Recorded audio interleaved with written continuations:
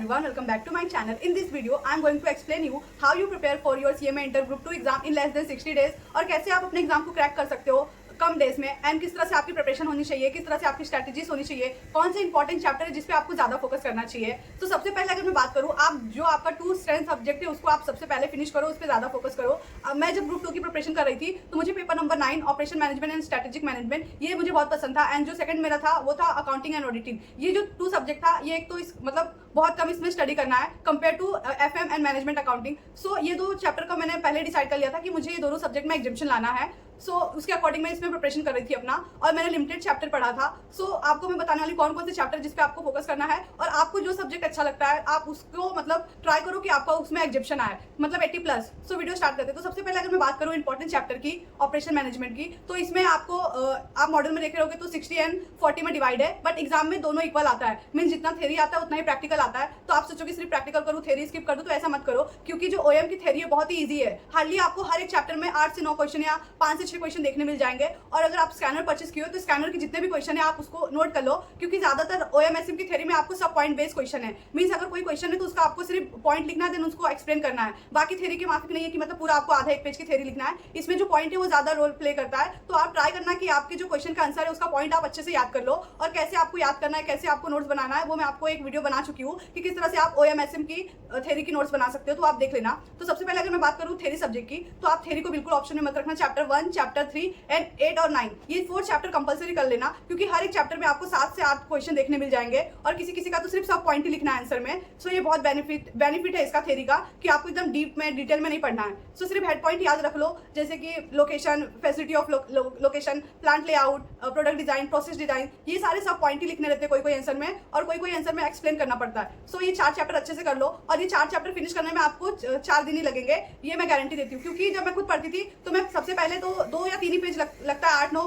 Question के सब point लिखने में, फिर मैं उसको रीड करती थी, मतलब बंद करके बुक खुद से ही मैं याद करती थी। तो एक दिन में एक चैप्टर आप इजीली फिनिश कर सकते हो। और बहुत सारे स्टूडेंट जो बोलते हैं कि दी हम थ्योरी पढ़ रहे हैं बट हम भूल जा रहे हैं, तो आप क्या करो, जो एग्जाम के 10 या 15 दिन बाकी रहते हैं उस टाइम पे आप थ्योरी की प्रिपरेशन करो, और अभी जो टाइम बचा है आपके पास इसमें आप ज्यादा से ज्यादा प्रैक्टिकल पे फोकस करो, क्योंकि आप थ्योरी अभी से पढ़ोगे तो वो भूल जाओगे। हमारी मेमोरी जो है शॉर्ट टर्म होती है। तो आप क्या करो, एग्जाम को 10-15 दिन बाकी रहेंगे तब जितने भी थ्योरी है और MCQ है उसके ऊपर फोकस करो।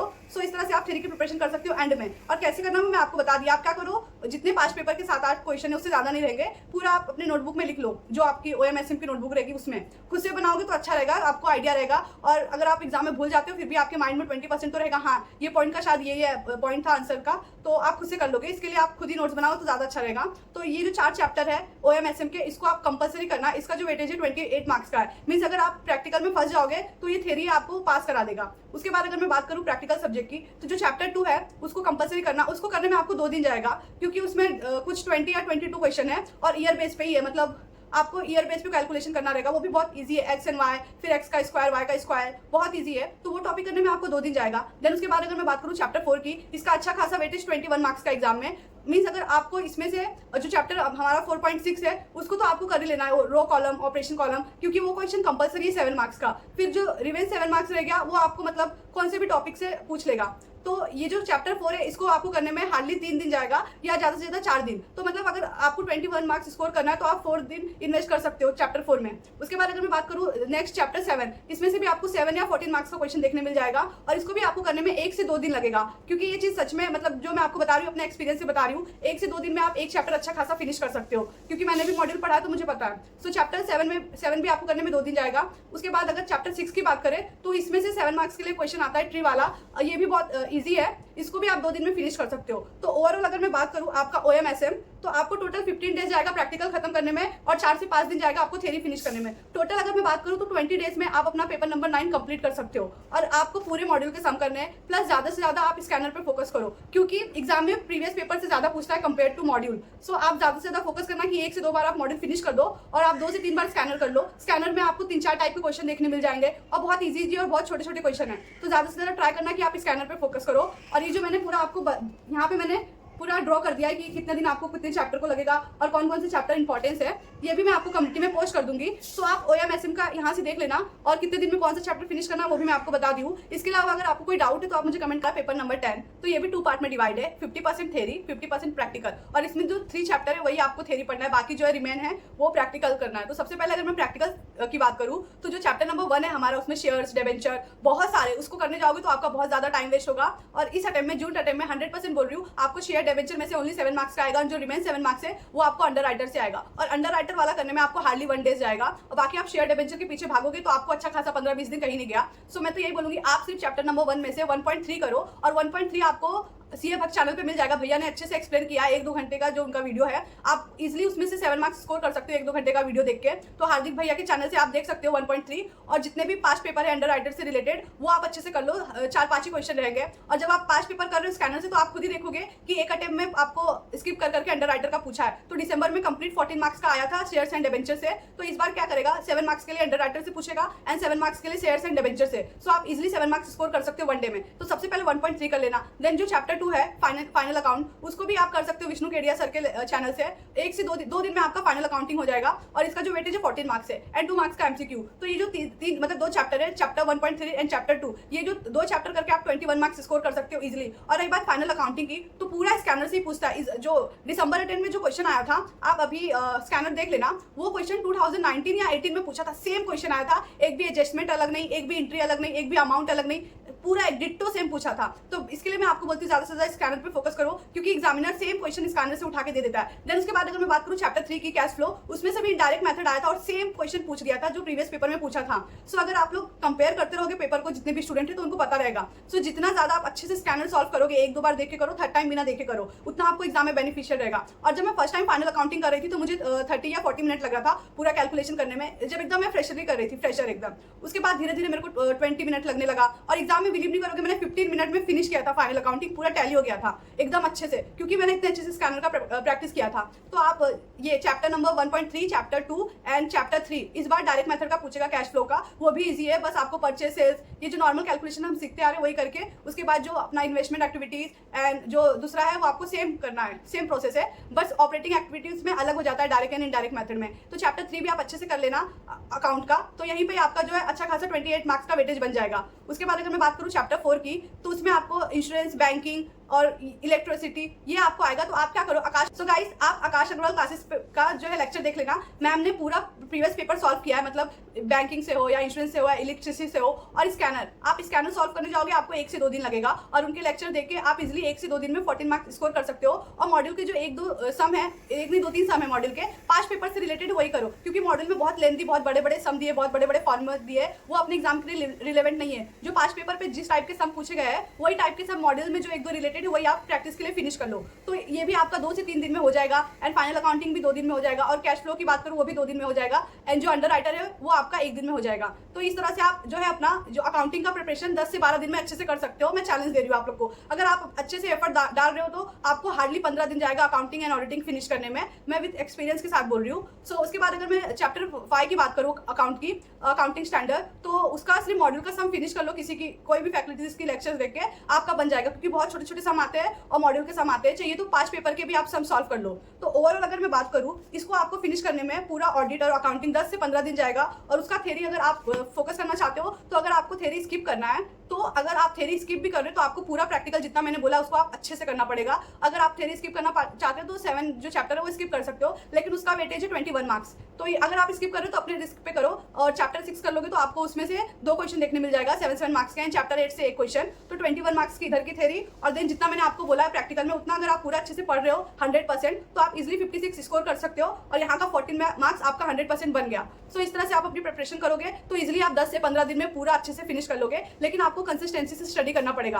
बात करूंगी जो हमारा पेपर नंबर 11 है, FM and business data analysis. So ये अगेन आपको 20% थ्योरी देखने मिल जाएगा एंड 80% प्रैक्टिकल। सो प्रैक्टिकल में आपको कौन से चैप्टर पे ज्यादा फोकस करना है और आप इसे कितने दिन में फिनिश कर सकते हो और कहाँ से फिनिश कर सकते हो। तो सबसे पहले बात करूँ जो हाई वेटेज वाला चैप्टर है FM का, वो है चैप्टर नंबर 3, जिसमें आपको 3 क्वेश्चन आते हैं 21 मार्क्स के लिए। जो इसमें फर्स्ट कंपलसरी क्वेश्चन है वो है कोऑपरेटिव कॉमन स्टेटमेंट। ये बहुत ही ज्यादा इजी क्वेश्चन है, मतलब ये फ्री फंडे का 7 मार्क्स है, तो इसको आप सबसे पहले करना। और उसके बाद जो है सेकंड जो है कैश फ्लो, फंड फ्लो, और इसका जो चैप्टर नंबर 3 का एक एडवांटेज क्या है, हम ऑलरेडी अकाउंट में कैश फ्लो करके आए, डायरेक्ट इनडायरेक्ट मेथड, और ये सेम आपको एफए में भी देखने मिल जाएगा। तो आप वहाँ पे अगर अच्छे से कर ले रहे हो डायरेक्ट इनडायरेक्ट मेथड, तो यहाँ पे भी आपको करने की जरूरत नहीं है। तो यहाँ पे एक कैश फ्लो, एक फंड फ्लो, ये दो टॉपिक है। इसमें से एक कोई टॉपिक आता है 7 मार्क्स के लिए, 14 मार्क्स हो गया। देन जो अदर है इसमें से कुछ भी आपको पूछ सकता है 7 मार्क्स के लिए, वो फिक्स नहीं है। तो ओवरऑल अगर चैप्टर 3 की बात करूँ तो 21 मार्क्स का इसका अच्छा खासा वेटेज है। और ये आप सीए भाग चैनल से कर सकते हो, भैया के फास्ट टैग से मैराथन देख के। भैया जितने भी प्रीवियस पेपर में क्वेश्चन पूछे वही कराते हैं, वो आपको सेम स्कैनर में देखने मिल जाएंगे और आपकी प्रैक्टिस भी हो जाएगी। और मॉडल में ज्यादा नहीं, 5 से 6 क्वेश्चन है।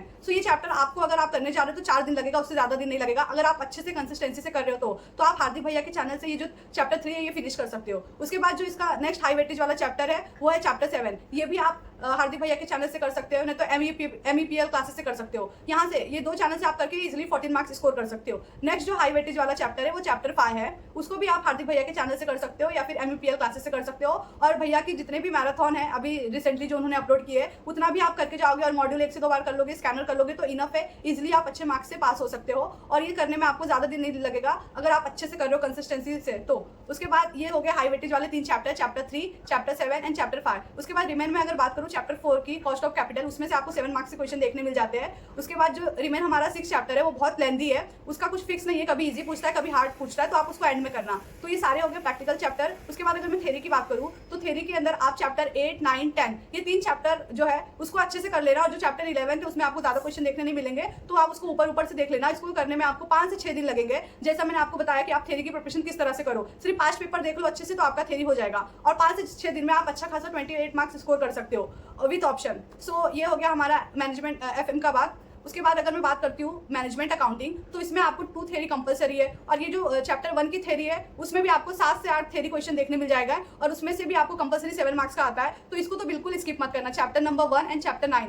मतलब आप 10 से 15 क्वेश्चन करके 14 मार्क्स इजिली स्कोर कर सकते हो। और उसमें कुछ ज्यादा डिफिकल्ट थ्योरी नहीं है, ईजी थ्योरी जो हम बेसिक से पढ़ते आ रहे हैं, मतलब different between management accounting, cost accounting, financial accounting, ये जो बेसिक डिफरेंट बिटवीन है यही आपको लिखना रहेगा, या एडवांटेज डिसएडवांटेज या स्कोप। तो फ्री फंडे का 14 मार्क्स है, तो इसको तो आप 1 दिन में 2 दिन में फिनिश कर सकते हो। सो ये चैप्टर 2 कंपलसरी कर लेना 14 मार्क्स के लिए। उसके बाद जो सेकंड हाई वेटेज वाला चैप्टर है marginal accounting. Marginal accounting basically chapter 3 and 4 दोनों को मिला के बनाया गया है। इसका एग्जाम में 28 मार्क्स का वेटेज है। मीन्स अगर आप इसको करने जाओगे तो आपका 3 से 4 या 5 दिन भी बोल सकते हो अच्छा खासा चला जाएगा। बट मार्जिनल कॉस्टिंग को अगर आप स्किप कर दोगे तो आप 100 मार्क्स का पेपर नहीं अटेंड कर पाओगे, क्योंकि पूरा वेटेज जो है 28 मार्क्स का इसी का ही है। आप एग्जाम में जब आपको पेपर मिलेगा तो आप खुद ही देखोगे, मतलब आपको 7 मार्क्स के 2 क्वेश्चन आएंगे मार्जिनल से एंड 14 मार्क्स का एक आएगा, और बहुत ईजी आता है, बस आपको कंसेप्ट पता हो। और अगर आपको मार्जिनल कॉस्टिंग करना है तो आप सीए भक्त से कर सकते हो, MEPL क्लासेस से कर सकते हो। और सीए गाबा सर के चैनल पे भी एक मार्जिनल अकाउंटिंग से रिलेटेड पूरा कुछ 3-4 घंटे का वीडियो है, उसको देख लोगे आपका पूरा बेसिक कंसेप्ट क्लियर हो जाएगा ग्रुप 2 से रिलेटेड मार्जिनल कॉस्टिंग का। सो वहां से आप देख सकते हो। देन जो सेकंड हाई वेटेज वाला चैप्टर है वो बजट है। बजट में से बेसिकली आपको 7 मार्क्स का एक आता है एंड 14 मार्क्स का एक क्वेश्चन आता है। सो कभी कभी प्रोडक्शन बजट से रिलेटेड या कोई बड़ा क्वेश्चन पूछ देता है तो बजट को भी आप स्किप मत करना। सो ये जो 2 चैप्टर है मार्जिनल एंड बजट, यहीं से आपका 50 मार्क्स का जो है पेपर रेडी हो जाता है। तो ये 2 चैप्टर मतलब करने में आपको अच्छा खासा 7 से 8 दिन जाएगा, उससे ज्यादा नहीं। तो मार्जिनल, बजट एंड जो चैप्टर 1 एंड जो चैप्टर 9 है, ये 4 चैप्टर आपका 10 दिन में फिनिश हो जाना चाहिए। और ये 4 चैप्टर करके आप इजिली 50% पेपर अटेंड कर सकते हो MCQ को छोड़ के। उसके बाद जो रिमेन हमारा हाई वेटेज वाला चैप्टर है वो है चैप्टर नंबर 8। ये भी बहुत इजी है, तो इसको भी आप कर लेना MEPL क्लासेस से या फिर हार्दिक भैया के चैनल से। बहुत सारे चैनल है बट मैं इन्हीं 2 चैनल को प्रेफर करते आ रही हूँ जब से मैं CMA की प्रिपरेशन कर रही हूँ, और मुझे समझता भी है। सो वही चीज़ मैं आपको एडवाइस कर रही हूँ। अदरवाइज अगर आपको कोई और चैनल से देखना पसंद करते हो तो आप देख सकते हो। सो जो चैप्टर 8 है उसका भी 14 मार्क्स का वेटेज है। देन रिमेन जो चैप्टर 7 है वो ट्री डायग्राम बनाना रहता है, वो भी बहुत ईजी है, आप 1 दिन में फिनिश कर सकते हो। देन चैप्टर 10 कर लेना। उसके बाद जो हमारा चैप्टर 6 है स्टैंडर्ड कॉस्टिंग, उसको भी आप कर लेना लास्ट में। तो ये कुछ बात हो गई मैनेजमेंट अकाउंटिंग की, इसको भी आप 20 दिन में अच्छा खासा फिनिश कर सकते हो। तो आप अपना अकॉर्डिंग शेड्यूल बना लो कि आप डेली 3 सब्जेक्ट करो या 2 सब्जेक्ट, और जितने भी इंपॉर्टेंट चैप्टर है वो मैं आपको कम्युनिटी में पोस्ट कर दूंगी। तो आप अपने अकॉर्डिंग देख लो कि कौन से चैप्टर पे आपको ज्यादा फोकस करना है, और डे वाइज आपको डिवाइड कर लो। उसके अलावा अगर आपको कोई और प्रॉब्लम है तो आप मुझे कमेंट में बताओ, मैं आपकी हेल्प करूंगी। लेकिन अगर आप अच्छे से कंसिस्टेंसी से 30 से 40 दिन दे रहे हो ना तो ग्रुप 2 कंप्लीट करने के लिए इनफ है। क्योंकि इसके पीछे एक स्टोरी मैं आपको बताती हूँ। जब मैं ग्रुप 2 की प्रिपरेशन कर रही थी तो मैंने अच्छा खासा जुलाई एंड अगस्त में मैंने प्रिपरेशन किया था 2 मंथ। इन 2 मंथ में बोल सकते हो मेरा मॉड्यूल जो है 75% फिनिश हो गया था। उसके बाद पता नहीं क्यों अचानक से मैं बहुत ज़्यादा बीमार पड़ गई। मैंने कम्युनिटी में पोस्ट किया था, सो 2-3 जो सब्सक्राइबर है जितने भी, उन्होंने मुझे बोला कि मतलब सिस्टर इतना स्ट्रेस मत लो एग्जाम का, अगर ठीक लगता है तो एग्जाम दो, अदरवाइज मत दो। तो मैं इतनी ज़्यादा बीमार पड़ गई, मेरा 2 मंथ पूरा बेड पे गया, मतलब अक्टूबर नवंबर मैं बैठ भी नहीं पाती थी कि मैं बैठ जाऊँ खुद का, क्योंकि जो मेरा लंग्स थे उसमें इन्फेक्शन हो गया था, जिसकी वजह से मैं पूरा 2 मंथ मेरा बेड में गया, मैं बैठ भी नहीं पाती थी। और मेरे को इतना टेंशन हुआ ना कि यार मेरा जो मैंने जुलाई एंड अगस्त में पढ़ाई किया था सब वेस्ट गया मेरा। और मैं सब मुझे बोलते तू एग्जाम का टेंशन मत ले, तू ठीक हो जाना उसके बाद ही एग्जाम देना, तो जून अटेम्प्ट में देना। फिर भी मेरे को अंदर से इतना रिग्रेट हो रहा था, नहीं यार मुझे तो एग्जाम देना है। मैं बोली कि अगर मुझे लगता है कि मैं 3 आवर्स एग्जाम सेंटर में बैठ सकती हूँ तो मैं पेपर दूंगी। तो कुछ एग्जाम को 20 या 25 डेज रह गए थे। इन 20 एंड 25 डेज में मैंने क्या किया, एक बार पूरा मॉड्यूल अच्छे से सॉल्व किया, क्योंकि मैंने बताया जैसे कि मैंने जून एंड जुलाई एंड अगस्त में ही मॉड्यूल किया था 75%, तो जितना मैंने किया था उतना ही मैंने एक बार अच्छे से सॉल्व किया। देन मैं डायरेक्ट स्कैनर लेके बैठ गई, मतलब पूरा जो मेरा 20 से 25 दिन था मैं बैठ नहीं पाती थी, स्टिल मैं बोली मैं स्कैनर तो करूंगी। 1 से 2 बार मैंने स्कैनर अच्छे से किया, और लास्ट मोमेंट तक मेरी फैमिली मुझे बोली एग्जाम मत दे, हमें चलेगा तो जून में दे। फिर भी मेरे को अंदर से था कि नहीं, मेरे को रिग्रेट नहीं होना चाहिए कि नहीं मैं एग्जाम नहीं दी, मैं बैठूंगी। मुझे लगता है कि मैं 3 आवर्स का पेपर अटेंड कर सकती हूँ, मैं 3 घंटे एग्जाम में बैठ सकती हूँ। मैं उसी बेस पे, उसी जिद की वजह से मैंने सिर्फ स्कैनर 2 से 3 बार अच्छे से सॉल्व किया। स्कैनर सॉल्व करके मैं एग्जाम में बैठी तो मैं 2 घंटे तक पेपर लिखती थी। जो लास्ट का 1 आवर्स बचता था ना, मेरा दिमाग एकदम ब्लैंक हो जाता था, मुझे समझता नहीं था क्या करूँ। देखती थी जैसे सेकंड बेल बचता था, सारे स्टूडेंट जो है 40% स्टूडेंट तो सेकंड बेल पे ही चले जाते थे, फिर भी मैं बैठे रहती थी। मतलब इतना वर्स्ट कंडीशन था ना, मैं बैठे रहती थी। फिर अपने आप रिकॉल होने लगता था कि ये वाला जो क्वेश्चन है ये इस टाइप का, मैंने ऐसे देखा था, इसका फॉर्मूला ऐसे। फिर मैं धीरे धीरे बनाने लगी वो क्वेश्चन, और बिलीव नहीं करोगे जब रिजल्ट मैंने देखा वो अनएक्सपेक्टेड था मेरे लिए। मतलब पूरे मेरे सीएमए जर्नी का वो मेरे लिए अनएक्सपेक्टेड मोमेंट था। मतलब मैंने सोचा था यार ठीक है, मैंने एफर्ट तो दिया, मुझे पता है रिजल्ट क्या आएगा। मतलब मैं 1% भी मैंने सोचा नहीं था कि मेरा रिजल्ट पॉजिटिव आएगा। तो सुबह जब मैंने रिजल्ट देखा था तो मेरा जो फोकस था वो कांग्रेचुलेशन पे गया। वो जो मोमेंट था ना मेरे लिए अनएक्सपेक्टेड था, क्योंकि मैंने 1% भी नहीं सोचा था कि मुझसे होगा। तो वही चीज़ मैं बोलती हूँ, अगर मैं गिव अप कर देती, मैं लोगों की बात सुन के सोचती कि